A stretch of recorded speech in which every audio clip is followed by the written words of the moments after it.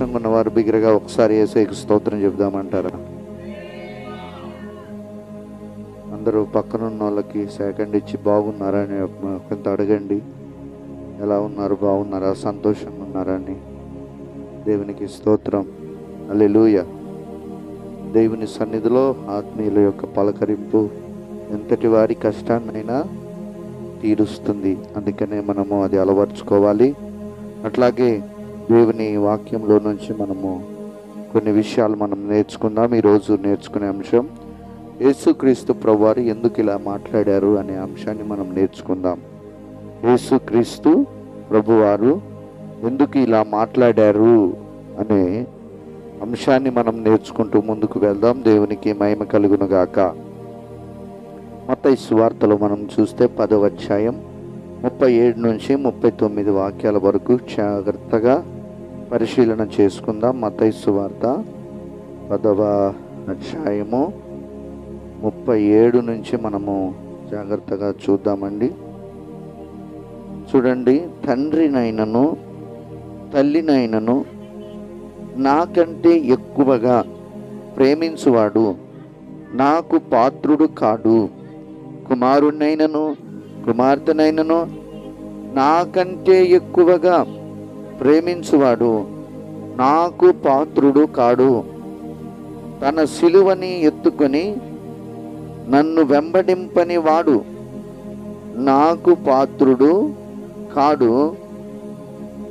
తన ప్రాణమును దక్కించుకొనువాడు దానిని పోగొట్టుకొనును గాని నా నిమిత్తము తన ప్రాణమును పోగొట్టుకొనువాడు దానిని దక్కించుకొనును. చాలు. చూడండి, యేసుక్రీస్తు ప్రభువారు ఎందుకు ఇలా మాట్లాడారు మనం గమనిస్తే లూకా సువార్త 14:26లో కూడా ఆయన ఈ మాటలు తెలియజేశారు. అలాగే మార్కు సువార్త 8:35లో కూడా యేసుక్రీస్తు ప్రభువారు ఇవే మాటలను తెలియజేస్తూ వచ్చారు. దేవునికి స్తోత్రం కలుగును గాక. హల్లెలూయా.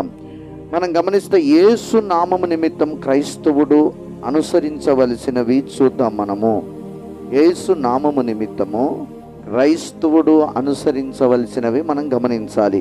మొట్టమొదటిగా మనకి ఏంటంటే, క్రీస్తు కంటే ఎక్కువగా తన సొంత తల్లిదండ్రులను ప్రేమించేవారు లేక వారిని విడిచిపెట్టని వారు యేసుక్రీస్తునకు ఎంత మాత్రం కూడా వారు పాత్రులు కారు. తల్లిదండ్రులను సహోదరులను విడిచిపెట్టని వారు యేసుక్రీస్తునకు పాత్రులు కారు అని యేసుక్రీస్తు పరిశుద్ధాత్మ దేవుడు తెలియజేస్తున్నాడు.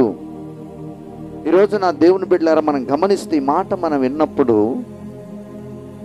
చూస్తే మనము వాక్యమును గమనిస్తే యేసుక్రీస్తు ప్రభువారు మాట్లాడిన మాటలు 10 ఆజ్ఞల్లో దేవుడు పరమ తండ్రి అయిన దేవుడు చెప్పిన 4వ ఆజ్ఞకు కొంచెం విరుద్ధంగా ఉన్నట్లు మనకు అనిపిస్తుంది. ఎందుకంటే 4వ ఆజ్ఞ ఏం చెప్పారంటే, ఆయన నీవు నివసించు దేశంలో నువ్వు దీర్ఘాయుష్మంతుడొకనట్లు నీ తల్లిని నీ తండ్రిని సన్మానించమని చెప్పాడు.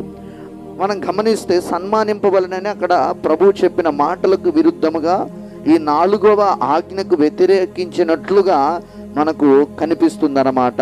నిర్గమకాండం 20వ అధ్యాయం 12వ వాక్యంలో ఆ మాట మనం చదవగలం. చదువుదామంట. నీ దేవుడైన యెహోవా నీకు అనుగ్రహించే దేశంలో నువ్వు దీర్ఘాయుష్మంతుడగునట్లు నీ తండ్రిని నీ తల్లిని సన్మానించాలని ఇక్కడ చెప్పారు.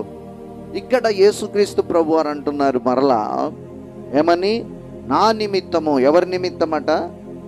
యేసయ్య నిమిత్తము తన తల్లినైనను తన తండ్రినైనను నాకంటే ఎక్కువగా ప్రేమించువాడు లేక వారిని విడిచిపెట్టని వాడు నాకు పాత్రుడు కాడు అన్న విషయాలు తెలియజేస్తున్నారు. ప్రభు ఎందుకు ఈ మాటలు మాట్లాడవలసి వచ్చింది? దీనికి గల కారణం అంటే, సమాజంలో యేసుక్రీస్తుని విశ్వసించిన వారందరినీ విడిచిపెట్టమంటున్నాడా? గమనించాలి. సమాజంలో యేసే దేవుడని తెలుసుకొని యేసే రక్షకుడని విశ్వసించి బాప్తీసాలు పొంది సంఘంలో చేర్చబడిన అందరి గురించి అంటున్నాడా? కొందరి గురించి మాట్లాడుతున్నాడా? అసలు ఈ మాట ఎందుకు మాట్లాడవలసి వచ్చింది? మనం ఈ రాత్రి ఆలోచన చేయాలి. అందుకనే యేసుక్రీస్తు ప్రభువారు ఎందుకు ఇలా మాట్లాడారు? ఇలా మాట్లాడొచ్చా? మీరేమంటారు సంఘం? ఆయన మాట్లాడింది తప్పంటారా ఒప్పంటారా? ఒప్పు ఎట్లా అవుతుంది? ఆయన కంటే ఎక్కువగా ఎవరిని, ఇది క్రైస్తవులందరికీ సంబంధించిన విషయం. విడిచిపెట్టే విషయం అందరినీ అంటున్నాడా? కొందరిని గురించి మాట్లాడుతున్నాడా? ఇక్కడ మనం చూస్తే క్రీస్తు ప్రభుల వారు శరీర సంబంధం కంటే ఆత్మ సంబంధమునకు ఎక్కువగా ప్రాధాన్యత ఇస్తున్నాడు. అక్కడ శరీర సంబంధమైన తల్లిదండ్రుల గురించి మాట్లాడాడు. ఇక్కడికి వచ్చేసరికి నీ ఆత్మ అభివృద్ధి చెందాలి అంటే, నువ్వు ఆత్మీయ జీవితంలో ముందుకు పరుగులు తీయాలంటే నువ్వు యేసయ్యను ఎక్కువగా ప్రేమించాలి. యేసయ్యకు నీ జీవితంలో ఎక్కువగా ప్రాధాన్యత ఇవ్వాలి. మొదటిగా నీ తల్లిదండ్రులు, నీ సహోదరి సహోదరుల కంటే నిన్ను సృజించిన నీ సృష్టికర్తను నువ్వు ప్రేమించడం నేర్చుకోవాలి. ఆ తర్వాత సన్మానించు. వారికంటే ప్రాముఖ్యమైన వాడు ఎవరట నీకు? యేసుక్రీస్తు ప్రభువారు. అందుకని ప్రభు ఇక్కడ మాట్లాడేది శరీర సంబంధమైన విషయాల గురించి కాదు, ఆత్మ సంబంధమైన విషయాల గురించి మాట్లాడుతున్నాడు. ఎందుకంటే ఈ శరీర సంబంధమైన తల్లిదండ్రుల్ని, కుటుంబీకుల్ని ప్రేమించుకుంటూ ఉంటే ఈ యొక్క లోక విచారాల్లో చిక్కుకొని పోతావు. నీ ఆత్మీయ జీవితం, నువ్వు దేవుల్లో ఎదగలేవు. ఈ కుటుంబ సమస్యలన్నీ కూడా ముండ్ల పొదల్లో పడిన విత్తనాలని ఆ ముండ్ల చెట్లు ఎలాగ అణిచివేశాయో, దేవుని కంటే ఎక్కువగా వారిని ప్రేమిస్తూ, దేవుణ్ణి విడిచిపెట్టి వారినే ఆసరాగా చేసుకొని దేవుని కంటే ఎక్కువగా వారిని ప్రేమిస్తూ వారిని అనుసరిస్తున్న వారు వారి మధ్యలో ఉన్న సమస్యల్లో చిక్కుకొని దేవునిలో ఎదగకుండా తప్పిపోయే పరిస్థితులు వస్తాయి. అవునంటారా కాదంటారా? అవునంటారా కాదంటారా? అందుకనే మొదటి ప్రాధాన్యత నీ సృష్టికర్త అయినటువంటి నీ దేవునికి ఇవ్వాలి. ఆమేన్, హల్లెలూయా. ఆయన్ని ప్రేమించడం నేర్చుకుంటే శత్రువుని కూడా ప్రేమించే ఒక ఆత్మీయ నడిపింపులోనికి నువ్వు రాబట్టబడతావు. నీ దేవుణ్ణి ప్రేమించకుండా నీ తల్లిదండ్రుల్ని ప్రేమించడానికి నువ్వు పూనుకున్నట్లయితే ఇదిగో అందరినీ శత్రువులు చేసుకుంటావు. నువ్వు ఒక స్వార్థపరుడిగా జీవించగలుగుతావు. అందుకనే ఆయన దగ్గరికి వచ్చిన వారు ఆయన కంటే ఎక్కువగా నువ్వెవరిని ప్రేమించకూడదు, యేసయ్యనే ప్రేమించాలి. ఆయన మనల్ని సృజించినవాడు, ఆయన మనపై ప్రణాళికలు వేసినవాడు, ఒక ఉద్దేశంతో తల్లి గర్భానిలోనికి మనల్ని పంపించి ఈ భూమి మీదకి మనల్ని నడిపించినవాడు, రప్పించినవాడు. అందుకనే ఆ సృష్టికర్తని మొదటిగా మనం ప్రేమించడం నేర్చుకోవాలి. శరీర తల్లిదండ్రుల బంధువులను ఇచ్చినది కూడా యేసుక్రీస్తు ప్రభువే కనుక విశ్వాసి ఆయన్నే ఎక్కువగా ప్రేమించాలి. మన తల్లిదండ్రుల్ని మనకు అనుగ్రహించింది ఎవరట? యేసయ్య ఇచ్చాడు. ఆ ఇచ్చిన ఆయన్ని మనం ఏం చేయాలట? ప్రేమించటం నేర్చుకోవాలి. ఇక రెండవదిగా మనం గమనిస్తే ఇక్కడ ఆయన అంటారు, ఆయన పరిచర్య నిమిత్తం, ఆయన సేవ నిమిత్తం తల్లిదండ్రులైనను, అన్నదమ్ములైనను, ఆస్తిపాస్తులు, భూములనైనను విడిచిపెట్టని వాడు వాటిని విడిచిపెట్టి బయటికి రానివాడు నాకు పాత్రుడు కాదని కూడా అంటున్నాడు. ఇది సేవ కొరకై ప్రతిష్ఠించబడిన వారికి నియమించబడిన మాట. శిష్యులుగా తయారయ్యి దేవుని సేవ చేసి దేవుని రాజ్యాన్ని కట్టాలనుకున్న వాళ్ళ యొక్క మాటలు, వారి గురించి ఈ మాట చెప్పాడు. ఇందాకనేమో ప్రేమించే విషయంలో క్రైస్తవులందరికీ చెప్పిన మాట. ఇప్పుడు ఈ మాట ఏమో దేవుని పరిచర్య కొరకు నేను సేవ చేయాలి, నేను దేవుని పని చేయాలి, నేను దేవుని యొక్క ఉపదేశాన్ని అనేకులకు బోధించాలి అని శిష్యత్వం యొక్క ఆలోచనలు కలిగి ఉన్నవారు ఏంటంటే వీటన్నిటిని కూడా తృణీకరించి యేసు సేవలో కొనసాగాలని యేసు చెప్తున్నాడు. వీటిని విడిచిపెట్టని వారు యేసయ్య సేవకు అర్హులు కారు అంటున్నాడు. ఏంటంటే అర్హులు అంటున్నాడా? అర్హులు కారు, పాత్రుడు కారంటే వాళ్ళు అర్హులు కారు. హల్లెలూయా. మనం విడిచిపెట్టాలి, విడిచిపెట్టమని చెప్తున్నాడు. విడిచిపెట్టి ఒక సమర్పణతో యేసయ్య పాదాల చెంత మనం దేవుని యొక్క సేవా అనుభవాలు నేర్చుకోవాలి. ఒక తర్పీదు అనేది మనకు దేవుని దగ్గర జరగాలి. అంతేగాని కుటుంబీకులతో మనం సహజీవనం చేస్తూ మన ఆస్తిపాస్తుల్ని కాపాడుకుంటూ ఈ లోక సంబంధమైనవన్నీ అనుభవిస్తూ రెండు నేను న్యాయం చేస్తానంటే యేసుక్రీస్తు ఒకటే ఒక మాట అన్నారు, ఒక దాసుడు ఇద్దరి యజమానులకు దాసుడిగా ఉండనేరడు. ఉండాలని ఒకడు ఆలోచన చేశాడు అనుకో, ఎవరికో ఒకరికి అన్యాయం చేస్తాడు. ఇప్పుడు సేవ కొరకై పిలువబడిన వారు కూడా యేసుక్రీస్తు చెప్పిన మాట జ్ఞాపకం చేసుకోవాలి. ఏమని? నా నిమిత్తం తన అన్నదమ్ములనైనను అక్క చెల్లెలనైనను భూములనైనను ఇండ్లనైనను ఆస్తులనైనను విడిచిపెట్టని వాడు నాకు పాత్రుడు కాడు. ఒక తర్పీదు అనేది వీటన్నిటిని మనం విసర్జించాలి. విసర్జించినప్పుడు ఒక తర్పీదు అనేది యేసయ్య సన్నిధిలో మనకు జరగాలి. అందుకనే పౌలు అంటాడు కదా, యేసయ్య సేవ నిమిత్తం ఆయనకున్న సమస్తాన్ని విడిచిపెట్టి వాటిని దేంతో ఎంచాడట? పెంటతో సమముగా ఎంచాడు. అన్నిటినీ విడిచిపెట్టాడు. అధికారం ఉంది, పెత్తనం ఉంది, డబ్బు ఉంది, ఆస్తులున్నాయి, మంచి జ్ఞానవంతుడు. తన జ్ఞానాన్ని విడిచిపెట్టి యేసయ్య జ్ఞానం సంపాదించుకోవడానికి భూములను విడిచిపెట్టాడు, తల్లిదండ్రులను విడిచిపెట్టాడు, అధికారం విడిచిపెట్టాడు, ఉద్యోగం విడిచిపెట్టాడు.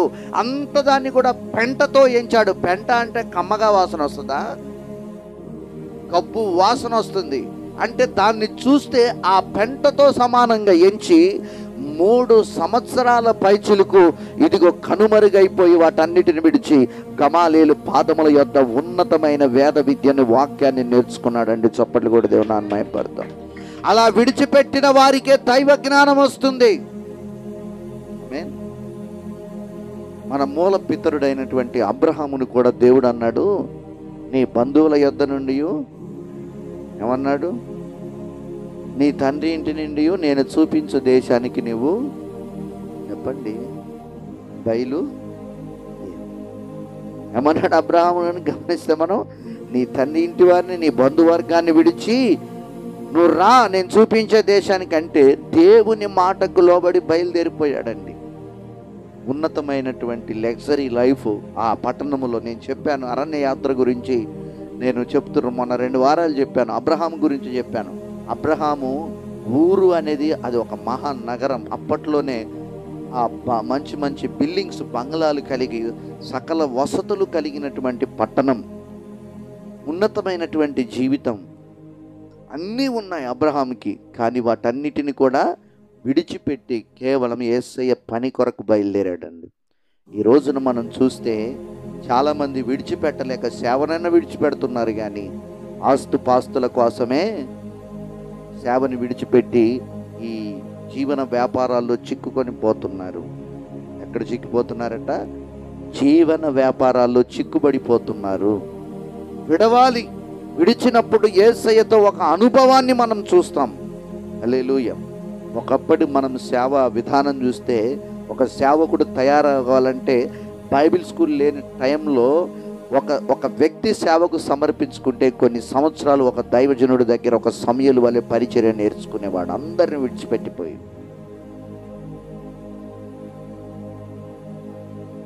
ఏమండి, అందరిని విడిచిపెట్టిపోయి నేర్చుకునేవాళ్ళు.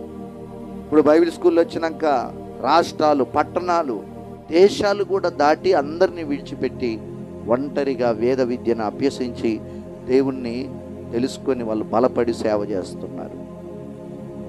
హల్లెలూయా. ఇప్పుడు అందరికీ సులువైనటువంటి విధానాలు తీసుకొచ్చి సేవ పిలుపున్న దర్శనమున్న విశ్వాసులు సమర్పించుకోకుండా ఏం చేస్తున్నారంటే వాళ్ళ వసతులు చూసుకొని, వాళ్ళ అవకాశాలు చూసుకొని ఒక సమర్పణ లేని యొక్క ఏంటంటే విద్యను అభ్యసించడానికి ఇష్టపడుతున్న కొల్లలుగా ఉన్నారు. మీరందరూ అంటారు, ఈ ఏసన్న గారిని మనం అంటారు, ఆయన బైబిల్ ట్రైనింగ్ చేయలేదని. ఎవరు చెప్పారు? ఆయన చెప్పాను, నేను బైబిల్ ట్రైనింగ్ చేయలేదని ఎక్కడన్నా చెప్పాడా? చెన్నైలో ఆయన సుమారుగా ఒక 6-7 ఏండ్లు ఆయన తర్పీదులో ఉండే ఇంగ్లీష్ నేర్చుకున్నాడు, అక్కడ మలయాళం భాష నేర్చుకున్నాడు, అన్ని భాషలు ఆయన అభ్యసించి కూడా ఆ తర్పీదు అయిపోయిన తర్వాత మరలా 10 సంవత్సరాలు ఆయన ఇంటర్వ్యూ నేను విన్నాను. 10 సంవత్సరాలు ట్రైనింగ్ అయిపోయినా కూడా 10 సంవత్సరాలు ఒక దైవజనుడి దగ్గర పరిచర్య చేశాడండి. ట్రైనింగ్ అయిపోయినాక కూడా సేవా అనుభవాలు తెలుసుకున్నాడట. అనేకుల దైవజనుల యొక్క పరిచర్య విధానం, అందరిని విడిచిపెట్టేశాడు ఒంటరిగా. అలా తోక తెలకుండా ఏసన్నగా ట్రైనింగ్ చేశాడా? ఇది ఒకటి బాగా ఎవరు చెప్పారు మీకు? ఆయన ఎంత సమర్పించుకొని సేవ చేశాడు. రేపు వింటే మీకు అర్థమవుతుంది. హల్లెలూయా. ఆ దేవుని బిడ్డలారా, ఒక దైవజనుడి దగ్గర మనం పాఠాలు నేర్చుకోవాలి. పౌలులాగా యేసుక్రీస్తు శిష్యుల్ని మీరు అన్నీ విడిచిపెట్టిన ఎమ్మటి రండి అని చెప్తే 3.5 సంవత్సరాలు వాళ్ళకు బోధ నేర్పించాడు, పరిచర్య విధానం నేర్పించాడు. వచ్చారా? కుటుంబాలతో ఉన్నారా? వచ్చి ఇంటికి వెళ్ళారా? మళ్ళా ఆయన అరణ్యంలో ఉంటే అరణ్యంలో ఉన్నారు, సముద్రంలో ఉంటే సముద్రంలో ఉన్నారు. ఈరోజు మనం దేవుని సేవ చేయాలంటే ఒక తర్పీదు అనేది మనకు జరగాలి. అనుభవం కలిగినటువంటి సేవకుల దగ్గర మనం పరిచర్య విధానాన్ని నేర్చుకోవాలి, బోధ నేర్చుకోవాలి. ఆ సమర్పణ లేని మనం పాత్రులం కావండి. వీటిని విడిచిపెట్టాలి, వీటన్నిటిని విడిచిపెట్టి వెళ్ళాలి. వెళ్ళిన వాళ్ళని దేవుడు వాడుకుంటాడు. వెళ్ళిన వాళ్ళని దేవుడు బలంగా వాడుకుంటాడు. ఆ సమర్పణ మనం చూస్తాడు. విడిచిపెట్టిన ఆ సమర్పణని మనం చూస్తాడు. అసలు మనకు ఆ మనసు ఉందా లేదా అనేది చూస్తాడు. ఇదే కదా ఒకరోజు ఒకడు శాస్త్రి అనేవాడు ఒకడు వచ్చి యేసయ్య తన శిష్యులతో బిజీగా వెళ్తుంటే, అయ్యా నేను నీ సేవ చేస్తానని వచ్చాడట.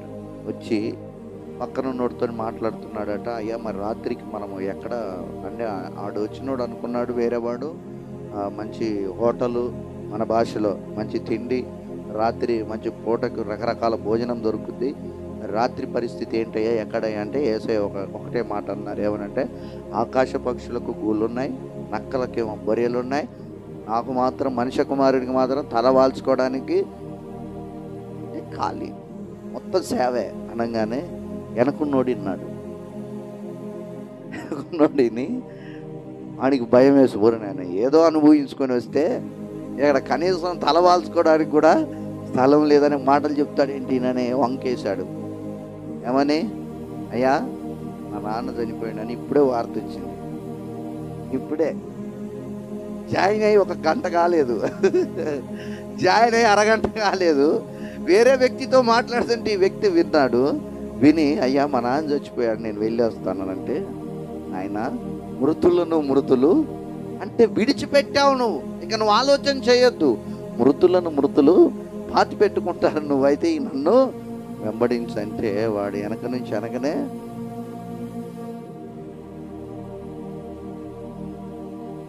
రోజు యేసు దగ్గర ఏమీ ఆశించకుండా ఆయన పనికి మనం బయలుదేరాలని.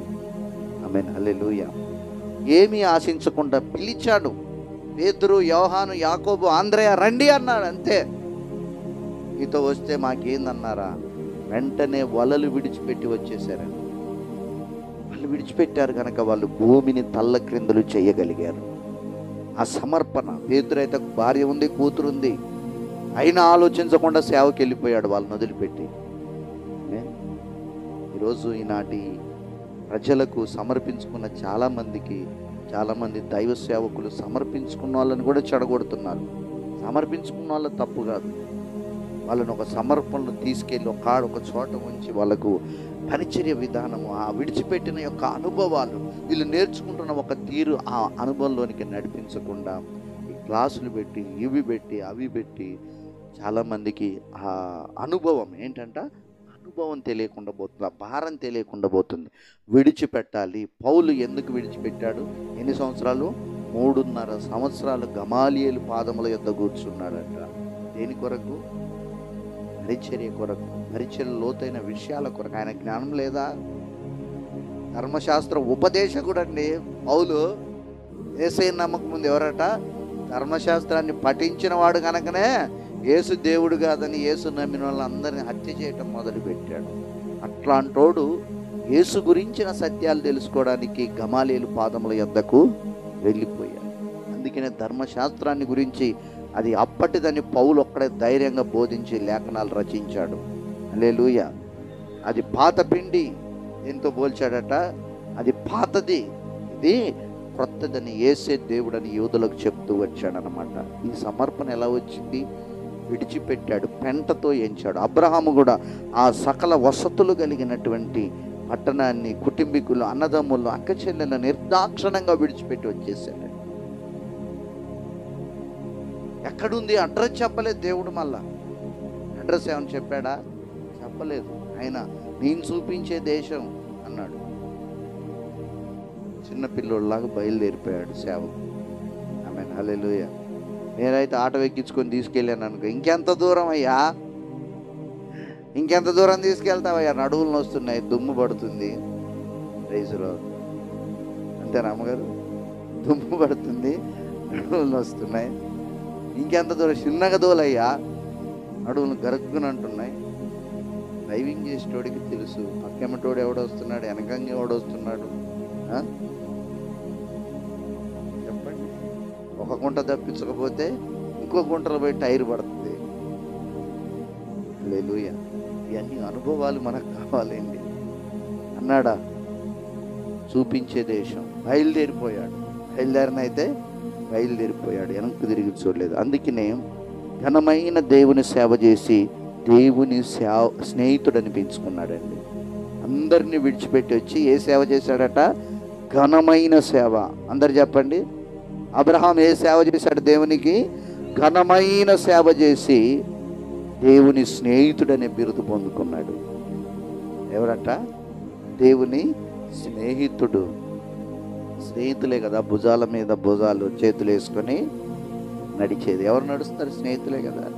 అబ్రహాము దేవుడు అలా నడిచారు అరణ్యంలో. అరణ్య యాత్రలో ఆ అనుభవాలు ఉన్నాయి అబ్రహాము. ఆకలి కేకలలో, నీళ్లు లేని ఎడారి ప్రాంతములో దేవుని గురించిన ఎన్నో మధుర జ్ఞాపకాలు, ఆ అనుభవాలు అతని యొక్క జీవితానికి, అతని ఆధ్యాత్మిక జీవితానికి పునాది రాళ్ళగా వేసుకున్నాడు. ఆమేన్, హల్లెలూయా. ఆ అనుభవాలతో దేవుని ఆరాధన మొదలు పెట్టాడు. ఆ దేవుని శక్తి ఏంటో, లేమిలో కూడా దేవుడు కలగజేస్తున్న ఆశీర్వాదాలు ఏంటో, ఆయన శక్తి ఏంటో చూడగలిగాడు. దేవుని శక్తి ఎప్పుడో చూస్తాం తెలుసా? మనకు సమస్యలు వచ్చినప్పుడు, ఏమి లేనప్పుడే దేవుని కార్యాలు మనం చూస్తాం. హల్లెలూయా. దేవుని కార్యం మొట్టమొదటిగా అబ్రహాం చూశాడు, ఐగుప్తులో చూశాడు. ఫరోని దేవుడు హెచ్చరించినప్పుడు నా సేవకుడైన అబ్రహాం అని బోధిస్తూ ఫరోకు వార్నింగ్ ఇచ్చాడు దేవుడు. ఆమేన్. అలాగే అబీమెలెకు కూడా మరొకసారి ప్రయాణంలో అబ్రహాము భార్యను తీసేసుకున్నప్పుడు దేవుడు అబ్రహాము కుటుంబాన్ని బట్టి అబీమెలెకు సంస్థానములో అతని దేశంలో ఉన్న స్త్రీలందరికీ పిల్లలు పుట్టకుండా మొత్తాడట. మన కొరకు ఎన్నో కార్యాలు చేస్తాడు. మనం విడిచిపెట్టాలి. ఎందుకు? యేసుక్రీస్తు ప్రభువారు, యేసుక్రీస్తు ప్రభువారికి తల్లిదండ్రులు అంటే ఏమన్నా అసహ్యమా? లేదే. ఆయన కంటే మనం ఎవరిని ప్రేమించకూడదు. హల్లెలూయా. అందుకనే సేవకు వచ్చే వాళ్ళం, సేవ తలంపు ఉన్న వాళ్ళం విడిచిపెట్టాలి. ఒక తర్ఫీదు అనేది జరగాలి దేవుని దగ్గర. హల్లెలూయా. ఒక సేవకుడి దగ్గర మనం ఉంటున్నప్పుడు అనేక విషయాలు నేర్చుకుంటాం. ఇలా లోకంతో పాటు మన ఇంటితో పాటు కలిపి మనం సేవకు బయలుదేరితే మనం ఏది నేర్చుకోలేము. ఒక పక్క కుటుంబ సమస్యలు, ఒక పక్క ఆర్థిక ఇబ్బందులు, ఒక పక్క మానసిక పోరాటాలు. నీ వల్ల కాదు అంటాడు సైతానుడు. ఏమంటాడు? అదే సమర్పణ కలిగి ఒక అనుభవంలో ఒక సమయలు వలె మందిరంలో పడి ఉంటే ఎంత కష్టమైన ఇష్టముగా దేవుని సేవ చేయడానికి ముందుకెళ్తాం. మనకి ఏ వార్త వినిపించినా ధైర్యంగా ప్రార్థన చేసే అనుభవంలో మనం ఉంటాం.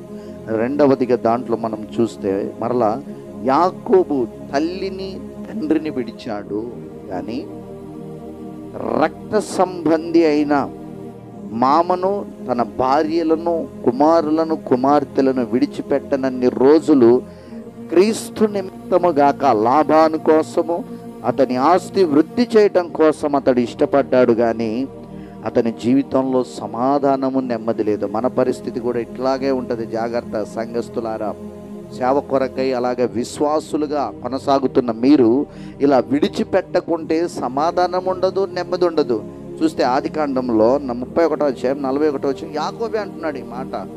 నేను నీ నిమిత్తము నీ యొక్క అద్భుతమైన మాట అంటాడు, వినండి. బాధపడుతూ అంటాడు,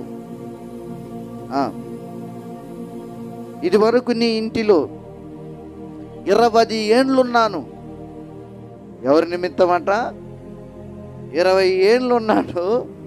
మొదటేమో వాళ్ళ మామ నిమిత్తం చేశాడు, తర్వాతనేమో 2 కుమార్తెల నిమిత్తము నీ మంద నిమిత్తము 6 ఏండ్లను నీకు కొలువు చేసి తిని అయినను చూడండి, మోసపోయే పరిస్థితి, సమాధానము లేని పరిస్థితి. తల్లిని తండ్రిని విడిచాడు, ఓకే. సోదరుణ్ణి విడిచాడు, ఓకే. విడిచినప్పుడు దైవ ప్రత్యక్షత అరణ్యములో ఆ దిక్కుతోచని పరిస్థితుల్లో అతనికి దర్శనం కలిగింది. ఆ దర్శనంతో వెళ్ళలే, మరలా తన రక్త సంబంధి అయిన మామ లాబాను చెంత చేరి భార్యను పిల్లలను లాబానును విడచనన్ని రోజులు కూడా అతడు ఎవరి నిమిత్తమట? క్రీస్తు నిమిత్తము కాక లాబాను నిమిత్తం, లాబాను యొక్క కుటుంబము నిమిత్తం, లాబాను యొక్క కుమార్తెల నిమిత్తమే ప్రయాసపడుతూ వచ్చాడు. దేవుని కొరకు ఒక్క పని కూడా చెయ్యలేదు. అందుకనే పలుమార్లు మోసగించబడ్డాడు. హృదయంలో సమాధానము లేదు. నా బ్రతుకు బానిస బ్రతికేనా అని యాకోబు కృంగిపోతున్నాడు. ఎప్పుడైతే అందరిని విడిచిపెట్టి, అందరు అండర్లైన్ చేసుకోవాలి, ఎప్పుడైతే ఈ ఆలోచనలన్నీ చేసి యేసయ్య చెప్పిన మాట, నా నిమిత్తము అన్నదమ్ములనైనను తల్లిదండ్రులైనను అక్క చెల్లెలను విడిచిపెట్టని వాడు నాకు పాత్రుడు కాడు అని మాట అతను విశ్వసించి యబ్బోవు రేవు అందరినీ దాటించాడు, అందరినీ విడిచిపెట్టాడు. అందరిని దాటించి ఇదిగో ఒంటరిగా ఆ రాత్రి యేసు పాదముల చెంత ఎప్పుడైతే తర్పీదు పొందాడో ఆ రాత్రి నిజమైన ప్రత్యక్షత యాకోబుకు కలిగింది. చప్పట్లు కొట్టు దేవుని నామాన్ని మహిమపడదాం. ఆ రాత్రి యాకోబుని దేవుడు దీవించాడు. ఎప్పుడంటే వీటన్నిటిని విడిచిపెట్టినప్పుడే విడిచిపెట్టాడు. అప్పుడు యబ్బోవు రేవు దగ్గర పెనుగులాట, దేవునితో ఒంటరిగా పోరాడిన ఆ యొక్క ప్రార్థన పోరాటం, సహవాసం విడిచిపెట్టినప్పుడే, కుటుంబీకుల్ని రక్త సంబంధికుల్ని అందరిని విడిచిపెట్టినప్పుడే అతని జీవితంలో ఒక సమాధానం నెలకొంది, ఒక ఆశీర్వాదం అనేది వచ్చిందండి. హల్లెలూయా. ఎందుకు విడిచిపెట్టమంటున్నాడంటే, నీ అక్క చెల్లెళ్ళతో నీ అన్నదమ్ములతో నీకు సహవాసం ఉంటే వాళ్ళు నిన్ను పండగలకు పిలుస్తారు. ఎక్కడికి పిలుస్తారు? పండగలకు పిలుస్తారు, సంక్రాంతికి పిలుస్తారు, నిన్ను బక్రీద్కి పిలుస్తారు, దసరాకు పిలుస్తారు, దీపావళికి పిలుస్తారు, అన్నిటికీ నిన్ను పిలుస్తారు. అందుకనే నువ్వందరినీ విడిచి నువ్వు ఒక ప్రత్యేకంగా బ్రతకాలి. వాళ్ళు నీ దగ్గరికి రావాలి. యోసేపు దగ్గరికి వచ్చినట్లు ఎక్కడికి రావాలంట? వాళ్ళు నీ దగ్గరికి రావాలి. ఆమేన్, హల్లెలూయా. నా దేవుని ప్రియులారా, ఈరోజు మనం విడిచిపెట్టే ఒక అనుభవంలోనికి మనం రావాలి. విడిచిపెట్టకుండా మనం దేవుని ఆశీర్వాదాలు పొందుకోలేం. అర్థమవుతుందా? ఆమేన్. అందుకనే ఆస్తిని ప్రేమిస్తాను, యేసయ్యను ప్రేమిస్తానంటే దేవుని సేవ నువ్వు చేయలేవు. దేవునికి ఇష్టడిగా ధనాన్ని నమ్ముకునేవాడు కాదు, పాడైపోతాడనండి. ధనమును నమ్ముకోను వాడు అందరు దాన్ని అపేక్షించే క్రీస్తులో నుంచి తొలగిపోయారట. దీన్ని అపేక్షించి, ధనాన్ని అపేక్షించి. యాకోబు పరిస్థితి అదనమాట. ఇక మూడవది, మోషే ఎప్పుడైతే ఈ నిర్ణయం తీసుకున్నాడో మనం చూస్తే, ఏ నిర్ణయం తీసుకుని పత్రిక 11వ అధ్యాయం 24-27 వచనాలు మనం చూద్దాం. 24 నుంచి, పెద్దవాడైనప్పుడు విశ్వాసమును బట్టి ఐగుప్తులో ఉన్న ధనము కంటే క్రీస్తు విషయమైన నిందే గొప్ప భాగ్యమని ఎంచుకొని అల్పకాల పాప భోగములను అనుభవించుట కంటే దేవుని ప్రజలతో శ్రమను అనుభవించుట మేలని యోచించి ఫరో కుమార్తె యొక్క కుమారుడనని అనిపించుకొనుటకు ఒప్పుకొనకుండా ఏలయనగా దృష్టించాడు. చూడండి, ఐగుప్తులో సకల వసతులు ఉన్నాయి. వారి పెంచిన తల్లిని అందరిని విడిచి ఒంటరిగా అరణ్యంలోకి వెళ్ళిపోయాడు. అక్కడ 40 ఏండ్లు తర్పీదు పొందాడండి. ఎన్ని సంవత్సరాలమ్మా? 40 సంవత్సరాలు ఆ ఒంటరితనములో దేవునితో ఒక సహవాసం. వీళ్ళందరినీ విడిచి ఆ 40 సంవత్సరాలు దేవుని పాదముల చెంత తర్పీదు పొందినప్పుడు ఒకరోజు గొర్రెలను కాచుకుంటూ వెళ్తున్న సందర్భంలో దేవుడు మోషేని పిలుస్తున్నాడు. మోషే, మోషే.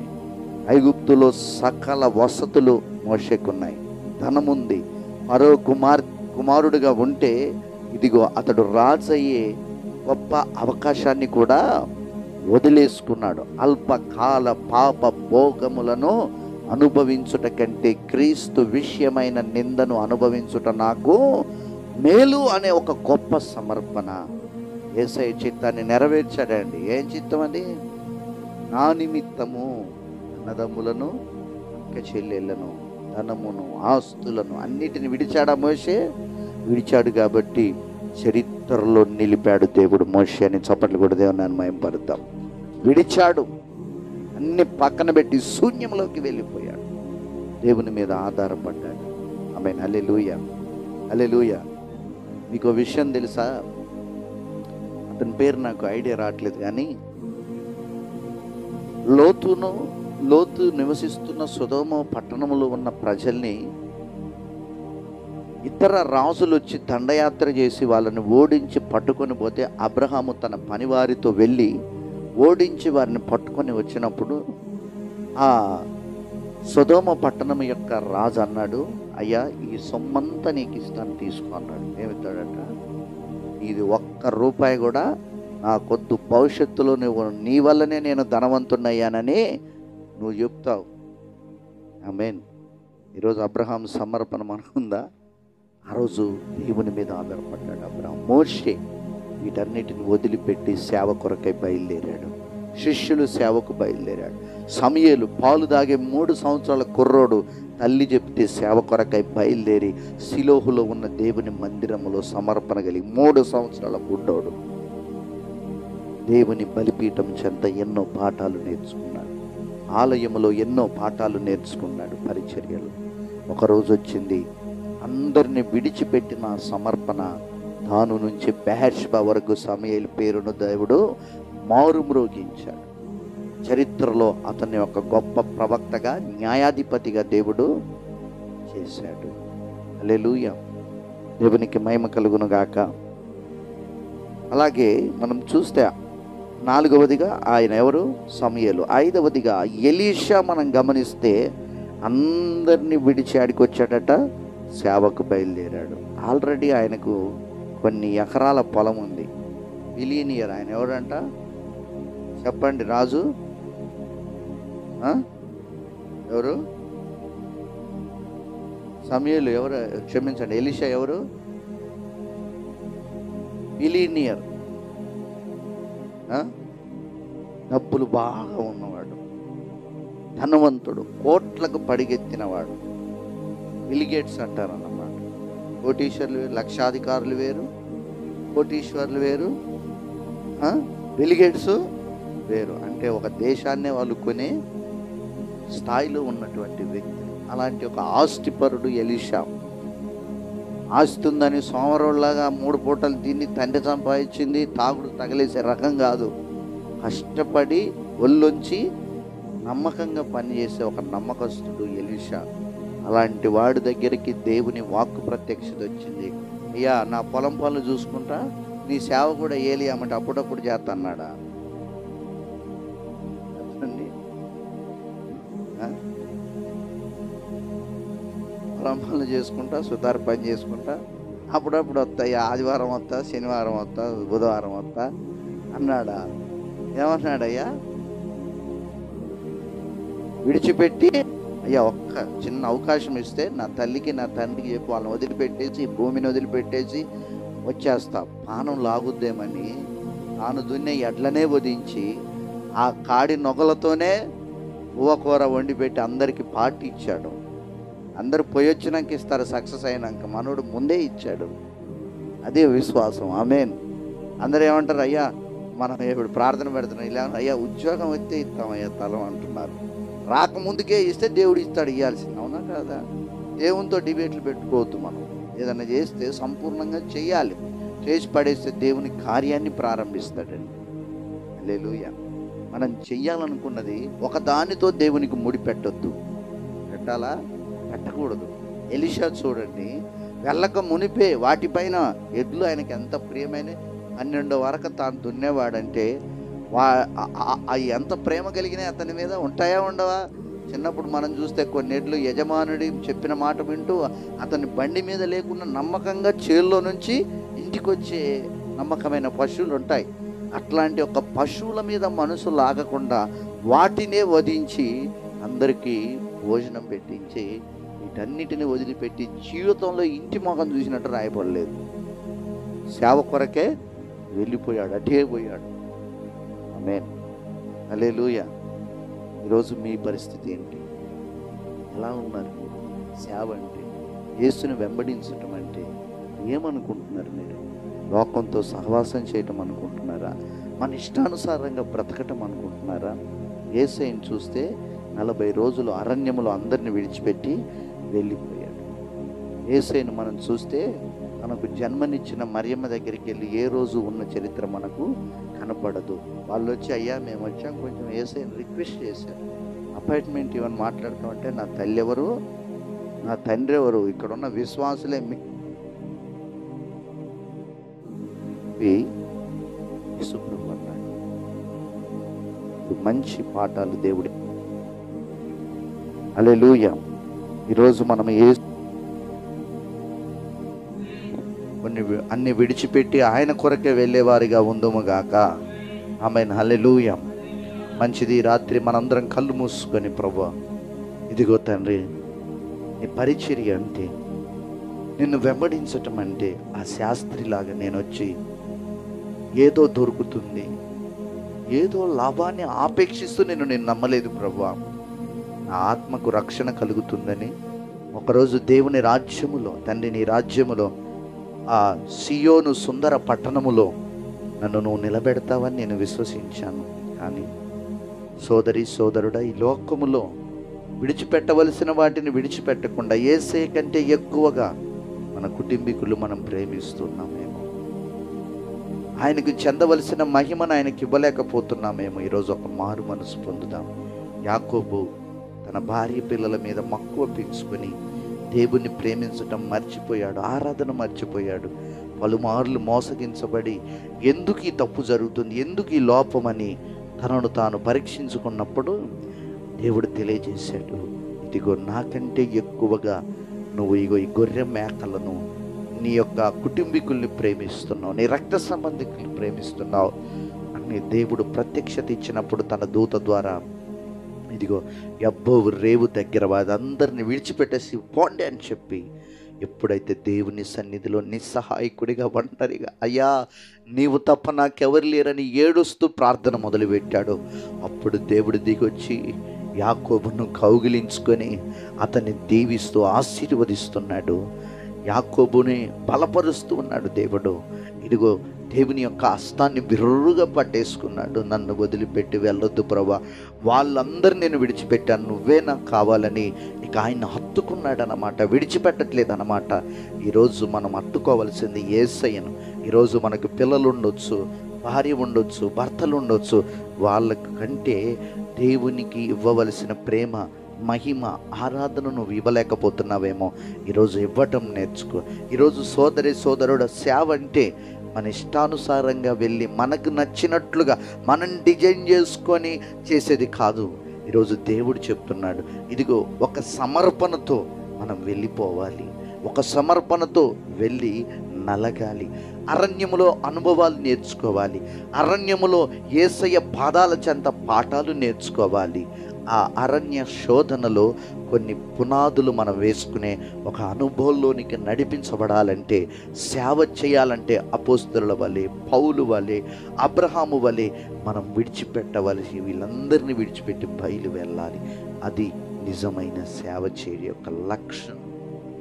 ఈరోజు దేవుని బిడ్డలారా, ఎందుకు ఇలా యేసు మాట్లాడాడు అంటే, మన ఆధ్యాత్మిక జీవితం పరిపక్వత చెందడానికే, ఆత్మ సంబంధమైన జీవితంలో మనం ఎదగడానికి ఆయన చెప్పాడు. తల్లిదండ్రులను గౌరవించటం వరకే మన పని. సహోదరి సహోదరులను మనము ప్రేమించవలసినంత వరకు, ఒక పరిమితి వరకే. యేసయ్య కంటే ఎక్కువ కాదు. మన భూములైన మన ఆస్తులైన వీటితో మనం ఉంటే యేసయ్యని మనం సంతోషపరచలేము. ఇదిగో యేసు దయను సంపాదించుకున్నాం, యేసు మాటలు విందాం. వచ్చే వారం ఉంది రెండో విషయం. ఇదిగో నా నిమిత్తం తన ప్రాణాన్ని పోగొట్టుకున్నవాడు తన ప్రాణమును తిరిగి దక్కించుకుంటాడనే అంశాన్ని నేర్చుకుందాం. ఇదిగో ఏంటి దాని యొక్క అంతరార్థం? ఈరోజు యేసు కోసం మనం ఏం చెయ్యాలి? ఈరోజు కొన్ని విషయాలు దేవుడు మనకు తెలియజేశాడు. ఆయన అన్నీ చేసి అనుసరించి మనల్ని అనుసరించమంటున్నాడు. నా దేవుని బిడ్డలారా, నా సంగమా, యేసయ్యను వెంబడించటం అంటే మన ఇష్టానుసారంగా కాదు. కొన్ని నియమాలు యేసు మనకిచ్చాడు, వాటిలో మనం ప్రయాణం చేద్దాం. అందరం ప్రార్థన చేసుకుందాం ఈ సమయంలో.